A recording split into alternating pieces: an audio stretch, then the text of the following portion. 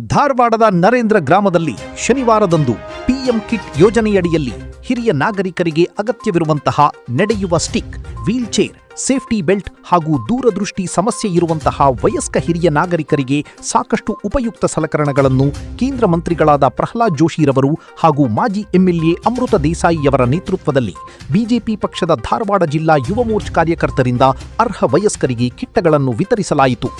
ಈ ಸಂದರ್ಭದಲ್ಲಿ ಸಮಸ್ತ ನರೇಂದ್ರ ಗ್ರಾಮದ ಗುರು ಹಿರಿಯರು ಹಾಗೂ ಗ್ರಾಮದ ಎಲ್ಲಾ ನಾಗರಿಕರು ಮತ್ತು ಮಹಿಳೆಯರು ಪಾಲ್ಗೊಂಡಿದ್ದರು.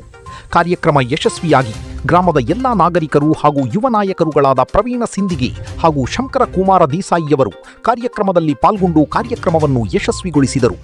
ಈ ಸಂದರ್ಭದಲ್ಲಿ ನರೇಂದ್ರ ಗ್ರಾಮದ ಎಲ್ಲಾ ಹಿರಿಯ ನಾಗರಿಕರು ಹಾಗೂ ಅಂಗವಿಕಲಚೇತನರು, ಗ್ರಾಮದ ಎಲ್ಲಾ ಯುವ ನಾಗರಿಕರು ಸೇರಿ ನರೇಂದ್ರ ಮೋದಿಜಿರವರಿಗೆ ಹಾಗೂ ಕೇಂದ್ರ ಸಚಿವ ಪ್ರಹ್ಲಾದ್ ಜೋಶಿಯವರಿಗೆ ಧನ್ಯವಾದಗಳನ್ನು ತಿಳಿಸಿದ್ದಾರೆ. ಚಂದ್ರಗೌಡ ಪಾಟೀಲ್, ಕರಾಳ ಸತ್ಯ ನ್ಯೂಸ್, ಧಾರವಾಡ.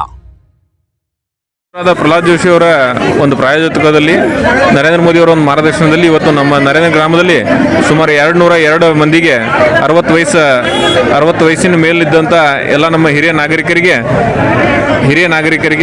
ಒಂದು ಅವರಿಗೆ ಏನು ವಯಸ್ಸಾದ್ಮೇಲೆ ಏನು ತೊಂದರೆ ಆಗುತ್ತೆ ಅವ್ರಿಗೆಲ್ಲರಿಗೂ ಒಂದು ಅನುಕೂಲ ಆಗಲಿ ಅಂತೇಳಿ ಒಂದು ಸಲಕರಣೆಗಳನ್ನು ಕೊಡ್ತಾ ಇದ್ದಾರೆ.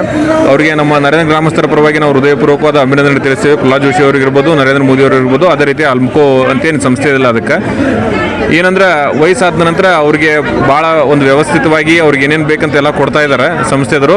ಪ್ರಹ್ಲಾದ್ ಜೋಶಿ ಅವರಿಗೆ ನಾವು ಹೃದಯಪೂರ್ವಕವಾದ ಅಭಿನಂದನೆಗಳನ್ನು ತಿಳಿಸ್ತೀವಿ. ಧನ್ಯವಾದಗಳು ಕೂಡ ಅವರಿಗೆ ನಾವು ತಿಳಿಸ್ಲಿಕ್ಕೆ ಇಚ್ಛೆಪಡ್ತೀವಿ.